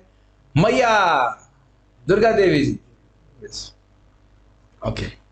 तीसरी शक्ति जीव शक्ति, तटस्थाख्य नहीं जार अंत, मुख्य तीन शक्ति तार विभेद अनंत। और उनकी तटस्था शक्ति को जीव शक्ति कहा जाता है। ये कहेंगे जीव शक्ति, उसको तटस्थ कहा जाता है। जरा समझ लीजिए तट का अर्थ क्या होता है, तटस्थ का अर्थ क्या होता है। तट पे स्थित, मान लीजिए हारमोनियम का कॉर्नर है, उसको तट मान लीजिए, इधर है समुद्र और इधर है भूमि। तो तट पर स्थित मतलब यह समुद्र में भी जा सकता है और भूमि पे भी जा सकता है। समझ में आ रहा है तटस्थ का अर्थ? बॉर्डर पे। हाँ, ये शब्द आपने बड़ा अच्छा इस्तेमाल किया। कभी कभी जो बड़े अच्छे स्टूडेंट नहीं होते हैं, वो एकदम 34-35% पे अटक जाते हैं। अब समझ में आया?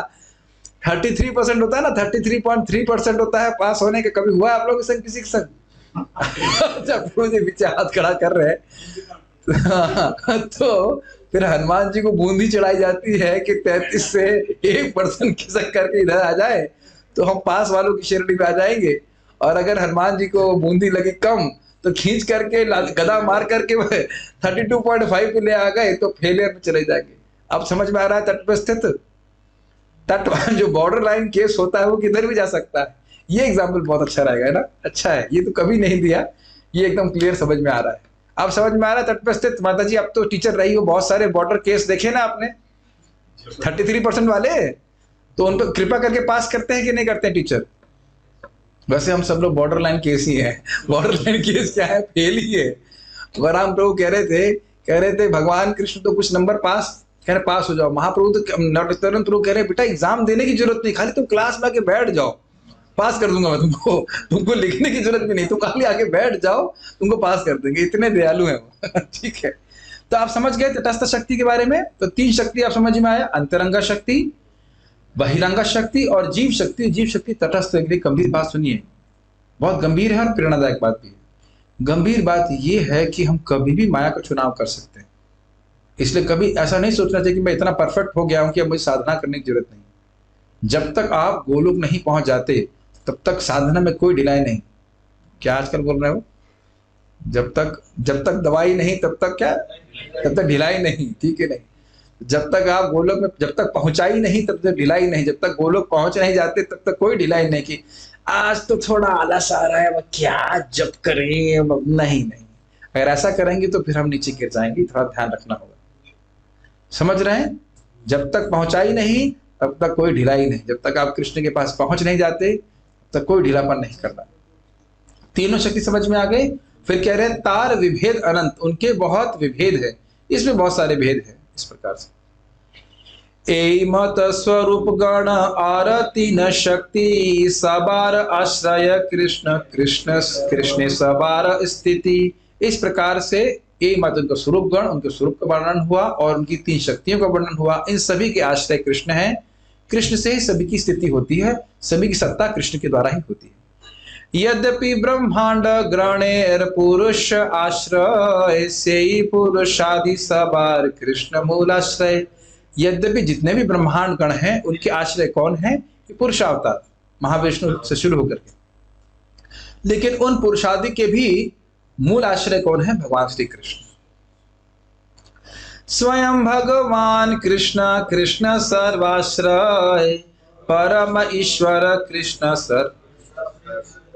स्वयं भगवान कृष्ण है और वह कृष्ण सभी के आश्रय है, परम ईश्वर कृष्ण है, ये सभी शास्त्र कह रहे हैं। ये तो अब श्लोक आपके सामने सभी को आता ही होगा। ईश्वर परमः कृष्ण सच्चिदानंद विग्रह अनादिरादिर गोविंद सर्व कारण कारणम। ईश्वर परम कौन है? कृष्ण। और उनका विग्रह कैसा है? सच्चिदानंद। अनादिर आदिर गोविंद, उनकी आदि कोई नहीं है, उनकी शुरुआत कोई नहीं, और वह सभी के आदि हैं। उनका नाम गोविंद है और वह सभी कारणों के कारण है। बहुत आसान श्लोक। ए सब सिद्धांत तुम्ही जाना भाल मते तबु पूर्व पक्ष कर आमा चालाइते। ये सब सिद्धांत तुम भली भांति जानते हो, लेकिन पूर्व पक्षी तुम विपक्ष में हो करके मुझसे धोखा करना चाहते हो। आमा चलाइते, हमें चला रहे हो। सुना आपने शब्द? हिंदी में सुना है ना, हमें चलाते हो। ऐसे ही आप देखेंगे कि जब हम लोग कभी चर्चा करेंगे कि चैतन्य महाप्रभु जब सार्वभौम भट्टाचार्य को हराते हैं तो वहां भी छल करने का प्रयास करते हैं, ये वो, लेकिन महाप्रभु उन्हीं के आर्गुमेंट पूरा ध्वस्त कर देते हैं। तो ऐसा नहीं है कि हरे कृष्ण वाले शास्त्र बोलने में नहीं जानते हैं या उनको नहीं जानना चाहिए। अपितु जब यमदूत कहते हैं, विष्णुदूत कहते हैं तुम हो कौन जो तुम इस अजामिल को लेने अकेले आए? तो उन्हें कहा कि हम यम के किंकर हैं, हम उनके सेवक हैं, हम धर्मराज के सेवक हैं। तो वो लोग, तो फिर उसके बाद वहां पे विष्णुदूत कहते हैं कि तुम अगर धर्मराज के सेवक हो तो ये बताओ धर्म क्या है? तो प्रभुपाद वहां पे कहते हैं कि इस्कॉन के भक्तों को कृष्ण भावना के सिद्धांत समझना चाहिए, और नहीं तो कोई पूछेगा तो आप कहेंगे हाँ। प्रभुपाद जी भी मेरे पास एक कोटेशन कहते हैं सब श्लोक आपको बोलने आने चाहिए। कोई पूछ दे भाई भगवद गीता का श्लोक की व्याख्या करो, हाँ, तो समझ जाएगा कि खाली बेचते हैं, ये तो पढ़ते वढ़ते नहीं है। और प्रभुपाद जी ने कितनी मेहनत करी है। जो हम तो हिंदी पढ़ लेते हैं, लेकिन जो लोग हिंदी नहीं पढ़ सकते, प्रभुपाद जी ने एक एक श्लोक को डायक्रिटिक में लिखा है ताकि हम उसे बोलने से पढ़े। एक बात मुझे अच्छी लगी, एक भक्त बोले कि वो प्रवचन में नहीं आएंगे, लेकिन एक बात हमें समझ में आ गई कि आप लोग ब्राह्मणिकल कल्चर डेवलप कर रहे हैं। हमने कम से कम इतनी बात तो उनको समझ में आ गई कि यहाँ पे, और आप देखिए मैं मान रहा हूँ कि शुरुआत में कठिन लगेगा, लेकिन एक बार आपको समझ में आने लगा तो आपसे रहा नहीं जाएगा। बहुत बहुत सुंदर बात देख रहे हैं, कितने सुंदर तरीके से, कितनी युक्तिपूर्ण तरीके से भगवान को, कृष्ण भगवान है, स्थापित किया जा रहा है। ठीक है। सेयव कृष्ण अवतारी ब्रजेंद्र कुमार आपने चैतन्य रूपे कैला अवतार। तो वे कृष्ण अवतारी ही जो ब्रजेंद्र कुमार हैं, नंद बाबा के बेटे हैं, वही चैतन्य के रूप में अवतारित हुए हैं। अब आप लोग देखिए, पूर्ण पुरुषोत्तम भगवान श्री चैतन्य महाप्रभु इसका टाइटल है, और पूरे अध्याय में किसका वर्णन हो रहा है? कृष्ण का। तो आप सर हो जाएंगे, भाई इसमें चैतन्य महाप्रभु के बारे में कहां से आया? ये तो समझ में नहीं आया ना। अब समझ में आया। और इसके अपने 1.2.22 में बहुत सारे कोटेशन दिए गए हैं जहां स्पष्ट है कि भगवान श्री कृष्ण चैतन्य महाप्रभु के रूप में आते हैं। ठीक है। मैं इसलिए बोल रहा हूं कि एक बार एक भक्त बोल दिए कि हम मानते हैं कि चैतन्य महाप्रभु भगवान है, तो मुझे बड़ा खराब लगा। नहीं, ऐसे कैसे आप कह सकते हो कि केवल हम मानते हैं? क्या ये केवल हमारी भावुकता है कि हम चैतन्य महाप्रभु को भगवान के रूप में मानते हैं? कि हमारी भावुकता मात्र है? क्या चैतन्य उपनिषद हमारी भावुकता में लिखा गया है? शास्त्र का वचन है कि नहीं? एक बार भक्त पूछे भी तो आप बता सकते हो, वहां पे कोटेशन सारी दी गई हैं। 1.2.22 आदि लीला चैप्टर नंबर 2 टेक्स्ट नंबर 22 में तात्पर्य में सब बताया गया। ये सब बातें नहीं बोलनी चाहिए। जब भी कोई बोले, चाहे सीनियर डिवोटी या जूनियर डिवोटी, आप पूछ लीजिए, अगर आपको संदेह है प्रभु जी इसका रेफरेंस क्या है, इसमें कोई अपराध नहीं। ऐसे मन से हमें किसी के मत सुनने में कोई हमारा रुचि नहीं, क्योंकि हम सभी लोग बद्ध हैं। और अगर आप मुक्त होते तो आप शास्त्र की बात कहते। सीधी बात है कि नहीं? मुक्त होते तो आपको ज्ञान हृदय में प्रकाशित होता, तो वह तो सीधी बात है। जैसे मेरे गुरु महाराज ने एक बात बोली, It is not how many rounds which you are chanting that you are advanced, but how much selfless you are. इस बात पे निर्भर नहीं करता कि कितने माला जप कर रहे हैं, इस बात में निर्भर करता है कि हम कितने निस्वार्थ हैं, उससे निर्धारित करता है कि हम कितने आगे प्रगतिशील भक्त हैं। अब यही बात मैंने यहाँ ग्रहण करी। मैंने अच्छा, फिर परम पूज्य वृंदावन चंद्र महाराज समझा रहे थे अहेतु की अप्रतिहता वाली बात पे, सवै पुंसाम परो धर्मो ये तो भक्ति अधोक्षजे।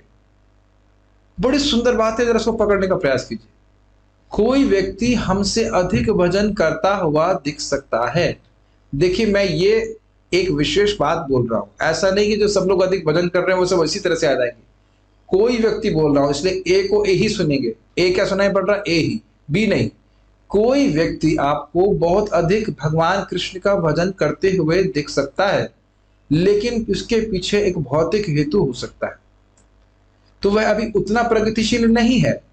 लेकिन हो सकता है कि कोई भक्त उतना आपको भजन करता हुआ ना दिखे, लेकिन उसकी भावना निष्काम है। हे भगवान, क्या ये मेरी बात समझ में आ रही है भक्तों को?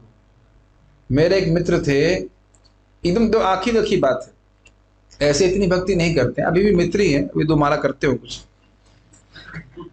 तो उनके जब आईआईटी में थे, बड़े अच्छे मित्र थे, तो उनके भाई का एग्जाम होना था आईआईटी में, एंट्रेंस एग्जाम। उसने प्री क्वालिफाई कर लिया और मेंस का एग्जाम था। मेंस के जस्ट पहले बुखार आ गया, बेचारा क्वालिफाई नहीं कर पाया। एकदम सच्ची घटना।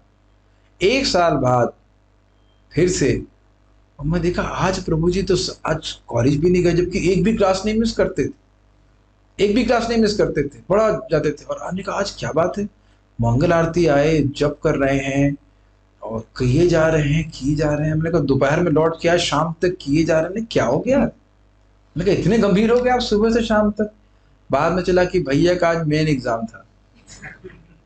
अब भैया का हो भी गया। अब मैंने पूछा आ जाओ भाई जूम पे जप करने के लिए, तो बोला नहीं। हमने कहा क्यों नहीं आए? नहीं आए तो सही, नाम अपना लिखा, लेकिन पत्नी आई जब करने के लिए, वीडियो ऑन नहीं किया। मैं गुणगान भी कर दिया कि हाँ आइए। बाद बोला नहीं प्रभु जी मैं नहीं आया था, मैं तो बच्चों को क्या कहते हैं, छोटे क्या कहते हैं, छोटी साइकिल आई थी, बच्चों को साइकिलिंग कराने ले जा रहा सुबह 5 बजे। मैं खून का घूंट पी के रह गया। हमने कहा क्या? तो आप देख रहे हैं ना, एक समय में वो 52 माला पता नहीं कितना माला कर दिए, तो क्या वो बहुत एडवांस्ड हो गए? ओके माला किया, but it doesn't mean is very advanced. तो आप देख रहे हैं, जो महाराज जी से सुना वही शास्त्र से भी सुन रहा हूं। Doesn't make sense. Maharaj spontaneously इस बात को बोले, बट वो बात गलत नहीं जा रही है, because there is a realization which God gets by bhakti. It will never go wrong.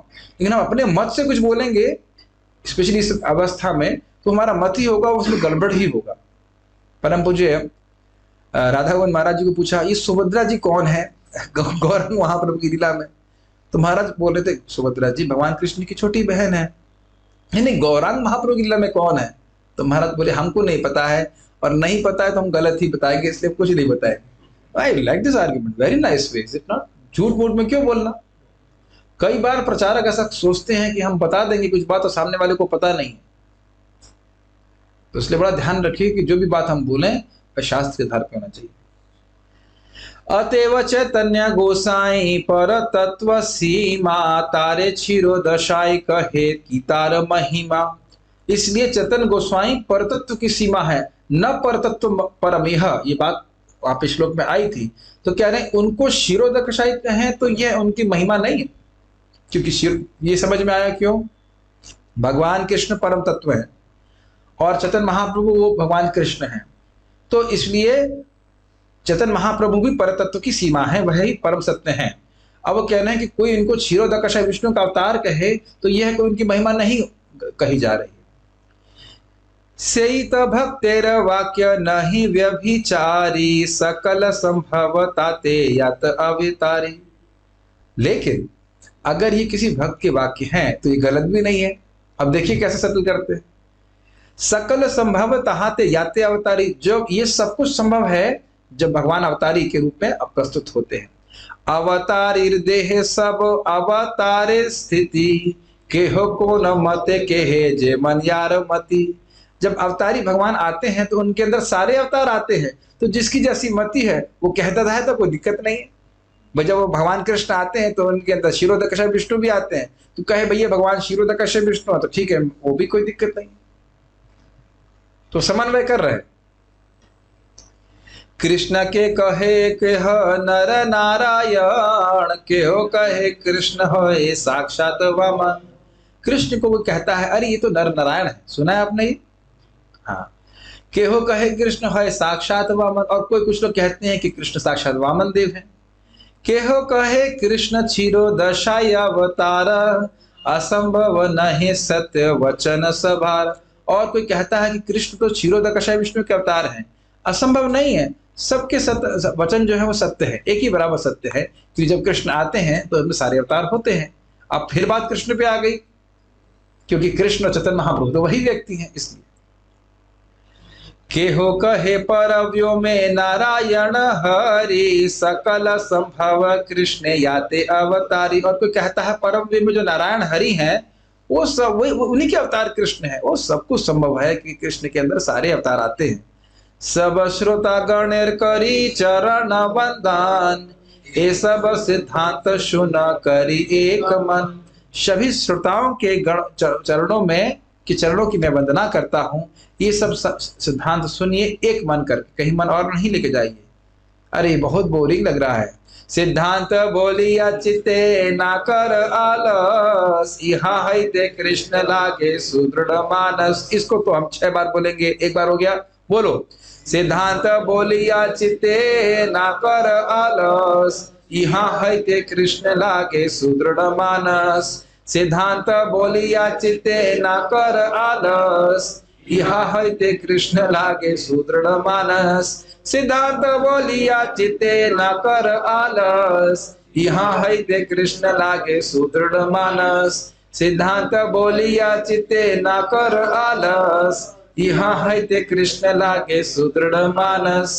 सिद्धांत बोलिया चिते ना कर आलस, यहाँ है ते कृष्ण लागे सुदृढ़ मानस।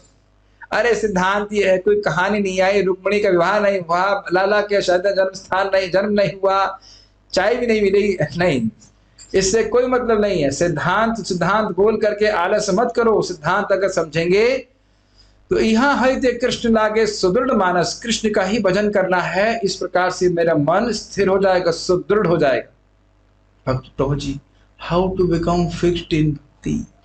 बड़ी दैन्यता में लोग पूछते हैं, प्रभु जी हम भक्ति में दृढ़ कैसे हों? सिद्धांत सुनिए, सिद्धांत सुनेंगे तो मन आपका भगवान में ठीक से लगेगा।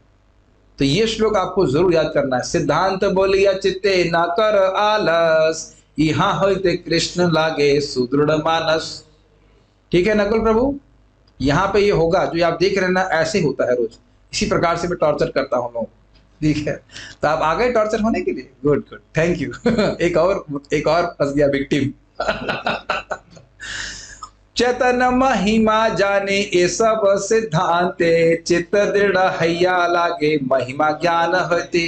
चैतन्य महिमा जाने ये सब सिद्धांत, इस सिद्धांत से आप चैतन्य महाप्रभु की महिमा को समझोगे, चित्त दृढ़ हैया लागे महिमा ज्ञान होते। जब भगवान की महिमा का ज्ञान होगा तो चित्त उसमें दृढ़ता से लगेगा, नहीं मुझे भगवान की पूजा करनी ही है। चैतन्य प्रभुर महिमा कही बार तरे, कृष्ण रे महिमा कही करिया विस्तारे। इसका अर्थ क्या है?